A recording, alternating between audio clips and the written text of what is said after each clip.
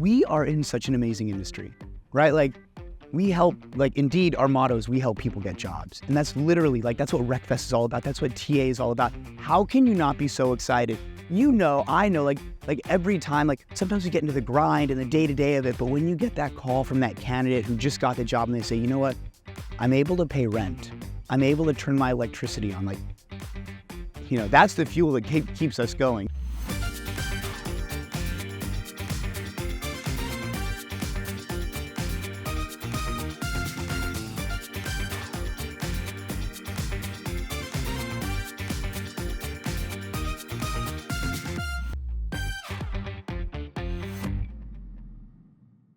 Welcome to the event. Welcome to RecFest 2024. This is my second year, so I'm excited. It's got a lot bigger than it was last year.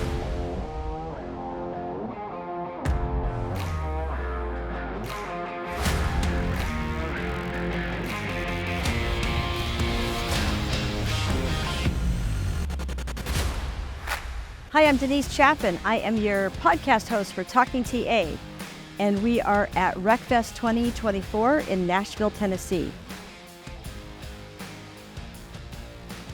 Where else would we spend our week than Nashville when RecFest is on? And I've got to say, it's one of the funnest cities in America that I've personally experienced. Really? Absolutely. This is a very different conference. I mean, it's the pinnacle. It's a perfect mix of, on the one hand, extremely high-level conversations, education, networking. The who's who is here, and they're sharing incredible insights.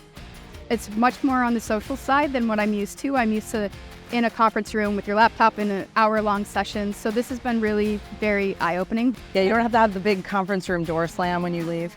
No, exactly. And I like the outdoor. I keep saying we need our vitamin D, so this is good. But this combined with a festival. I'm not sure if you know anything about Dutch people, but if there's a festival, then we're there. And yeah, combined with what's happening here, it's the place to be. I had to come over here. Someone mentioned earlier that it's like Woodstock for recruiters. Yeah, I mean, honestly, it's like a festival vibe. I mean, Much different than the Vegas conferences, and I like the relaxed vibe, and I like the outdoor environment. So, and the interesting things that vendors do. So, I prefer this kind of environment. So it's been really fun. Well, we're big fans of RecFest in the UK. Now, in the UK, RecFest is a crazy party where we get to meet all of our friends at least once a year, and we share some ideas and all the rest of it. So, of course, we are advocates and supporters of RecFest over here. And you know what? It's a slightly different vibe in the US, a little bit more business focused, but there's a real sense of community spirit. And it's just a lovely event to be part of. We are in such an amazing industry, right? Like, we help, like, Indeed, our motto is we help people get jobs. And that's literally, like, that's what RecFest is all about. That's what TA is all about. How can you not be so excited? So what brings you to RecFest 2024? I would not miss this for the world. First of all, to network and meet with all the amazing TA folks in Nashville. It's an amazing and exciting event. Second year here in the US and second year in Nashville. But really the reason we're here is to learn.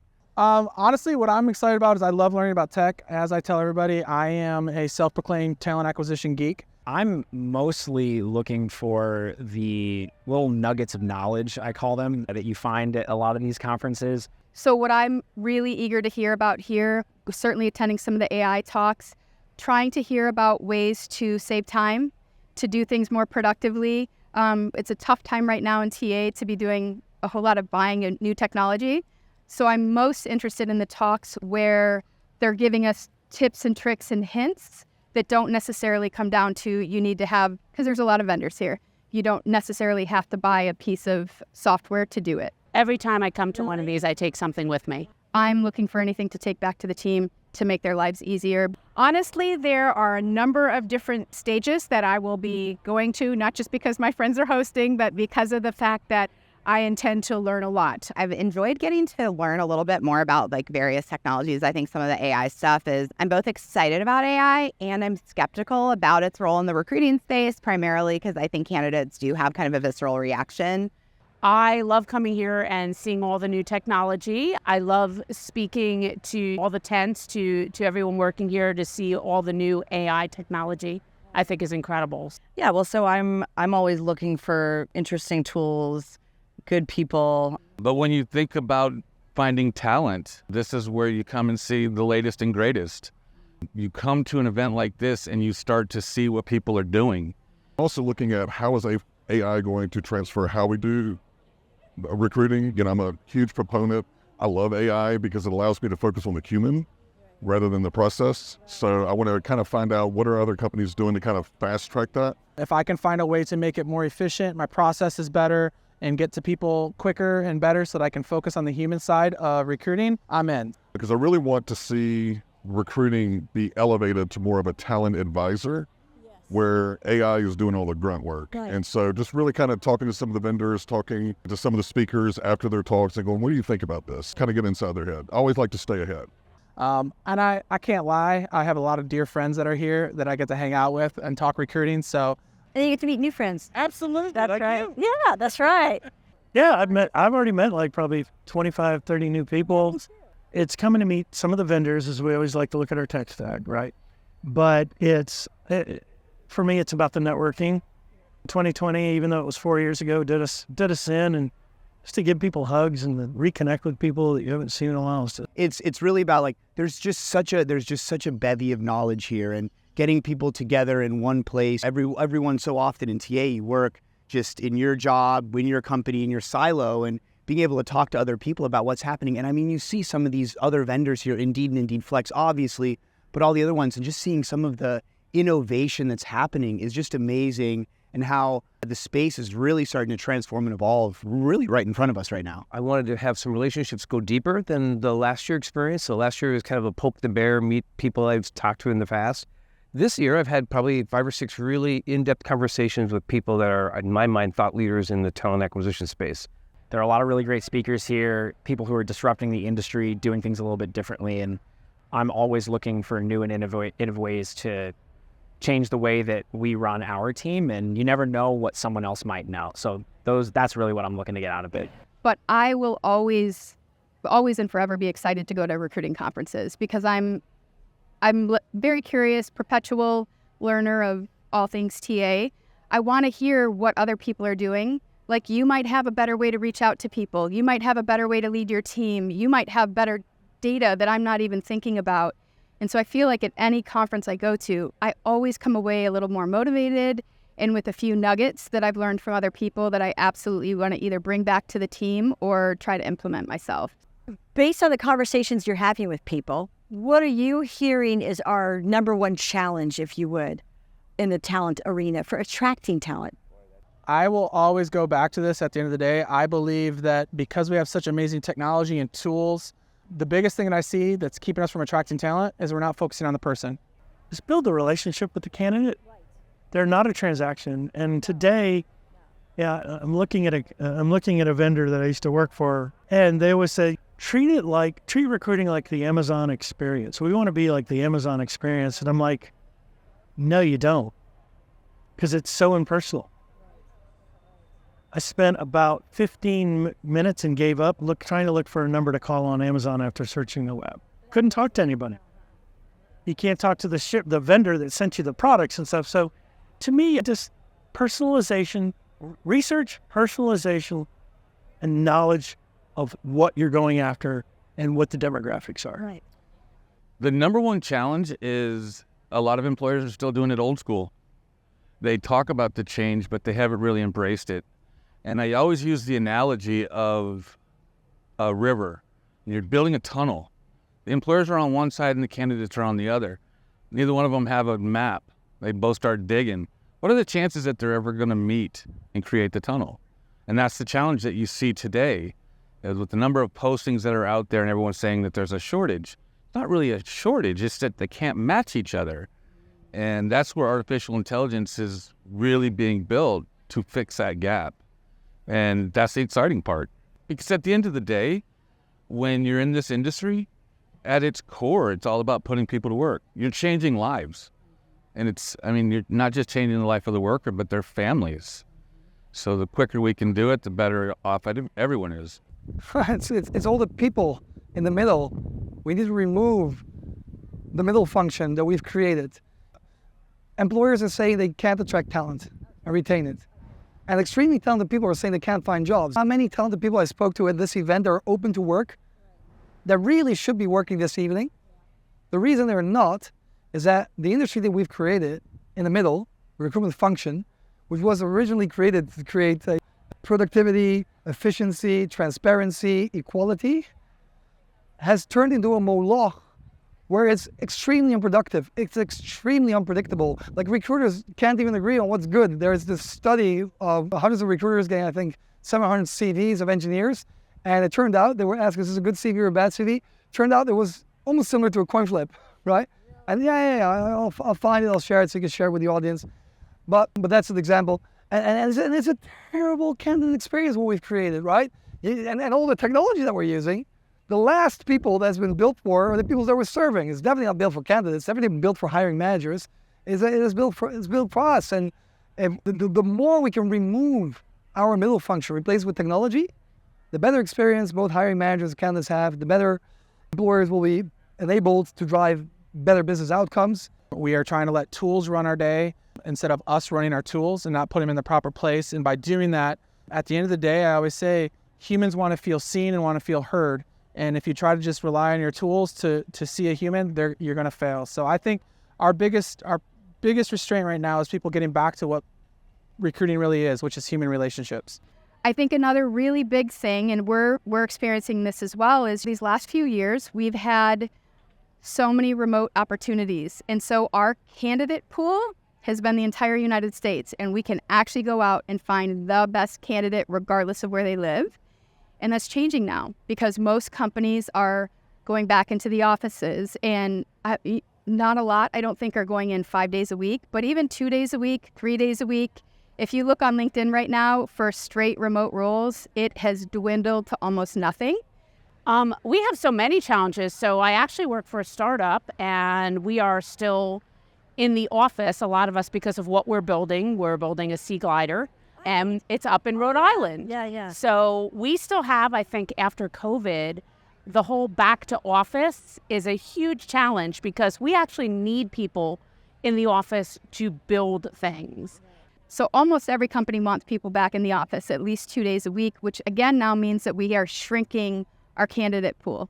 And so I've got to find that purple squirrel you want, and I've got to find them within a 10 or 15 minute, commute from the office, or they don't want to. I mean, we have recruiters on the team. I have a recruiter who just told me the other day, there's a candidate that lives, no joke, maybe 15 minutes from the office commute. They only have to go in twice a week. And they said no. They won't even consider it because they want to be 100% remote. So again, all of these things just make the recruiter's job harder. You have a smaller pool to look at. Then when you get them on the phone, you've got to sell even harder because they don't want to come into the office. Trust in our employers has been burned, and that's not easy to get back, whether you're still an employee at that employer or whether you're trying to attract new people because they have that lack of trust from their previous experience. And so that's not an easy task, especially, it's hard enough to attract the right talent, much less, have that aspect. So I feel like the best thing we can do as employers is, try to be as transparent as possible in our processes and try to maintain communication and just kind of know that people are going to kind of come in wounded a little bit. I think part of the problem is attraction. People are having a hard time taking the noise out of recruiting processes. So if I'm interested in talking with your company at XYZ, there's so many hurdles in between me and having a one-on-one conversation. I've got quite a controversial view of this, and I think the question is flawed because, in my view, if brands are there to simply try and be more attractive, then actually what you're doing, you're creating a hell of a lot of noise. You're bringing more and more people to a website, and actually, if you think about it, only 0.1% of the visitors to your site will have a successful outcome. The rest, so the rest are going to be rejected or never heard from again, or they're not going to get the job. We can't give everybody a job. I argue that organizations need to be in pursuit of being compelling rather than attractive. So I think that's part of the challenge, is keeping the human side in the recruitment, but also have the efficiencies to move high volumes of candidates through a process. Honestly, is reminding ourselves that these are just tools. And the tool can't fix the problem if we don't use it properly. And if we use it properly, we can spend more time talking with people like this or just over the phone, conversations, as opposed to seeing in the world of what have you done for me lately? One of the things I just talked about on LinkedIn is slowing down to speed up. We have to have a moment to where we have to slow ourselves down, use the tools properly to speed up to be with the people. And I think that's how we can fix this. Technology is like a utility now. It's like gas and electric. So if you can think it, we can do it. Technology is not the barrier anymore. So if we think about, okay, how do we articulate what it's really like to be part of our organization and answer the one question every single candidate has in the back of their mind, whether they ask it or not. The one question is, do I have what it takes to thrive at that organization? If I might respectively disagree with the premise of the question. Okay. I don't know if there's necessarily a challenge in attracting talent. Because at least from our experience, we're inundated with applications all the time. It's identifying the right talent quickly. With our clients and my internal clients, I'm constantly going, look, there are a lot of applicants out there, but they're not necessarily the right ones. We're having to spend a lot more time digging, and I think that's where AI can come in and kind of go, here's kind of the upper 10%, here's where I think you should start. And if that's not right, it learns and it says, okay, based on your new criteria, here's the next 10%. So again, it gives the recruiter time to focus on the human, but right now they're just being pelted. One of the philosophies that we use at Stored, specifically in our talent team, is the difference between recruiting and talent acquisition is not always easy to identify, but one of them is if I can convince one of our hiring managers not to hire someone and it's what's best for the business, I've done my job correctly, right? Like recruiting is a function of talent acquisition, but talent acquisition encompasses more than just the recruiting, right? That's one lever you pull. One of the biggest challenges to overcome in our current job and talent market is how do you know which lever is best to pull for the company? I think that the biggest challenge, it's obviously been a very volatile market over the last couple of years. COVID hit and you couldn't find enough people. There was huge demand, especially in certain industries, and you couldn't find enough people. Pay rates started to spike, and so businesses had to really evolve the way that they were handling talent attraction and also retention. But the biggest thing that I'm noticing right now is that there's been so many just technological innovations, and I'm noticing a lot of TA folks are saying, okay, like, how can I leverage these things? I know that it's out there. I'm really interested in it. But what can I do to leverage a lot of these different tools and technologies to be able to allow me and my team to work more efficiently and effectively within our roles? Knowing who to listen to so that you can upskill yourself. That costs you no money to upskill yourself. There's so many wonderful platforms out there where you can learn for free. And you should just jump on those, because what happens if you lose your job and then you don't have a tech stack? Sure. I think right now, knowing how to use tools and having a tech stack, and that's going to be the thing that will distinguish people being able to be successful in reducing time to hire and increasing diversity than pretty much anything else. So there's a lot of opportunity, and the one thing that will stop progress, in my view, just in my personal opinion, it's the danger of conventional thinking, because the tools are only as good as the master working with the tools. It's never the tools, it's how you use the tools. I know, like every time, like sometimes we get into the grind and the day-to-day of it, but when you get that call from that candidate who just got the job and they say, you know what, I'm able to pay rent. I'm able to turn my electricity on. Like, that's the fuel that keeps us going. So in the ups and the downs and the times that we're all approaching where, like I mentioned, that volume hiring that's about to happen, like just keep remembering that what we're doing is just such a noble job. The one thing that I really like about RecFest is its authenticity. So I think every time you come to an event like this, you can go a little deeper each time. It's about brand awareness. It's about making friends and influencing people. Obviously, we're here to build our business, but I think if we all take the mindset of trying to build the community as well, that's our ethos, and it's working so far. Well, we're really excited. It's a fun time to be in the space that we're in. It is. Oh my gosh. Not just one particular industry. All the industries are saying, watch out, 2025 is going to light it up. So let's go, 2025. Thanks so much. I really appreciate this. My pleasure. Thanks, Denise.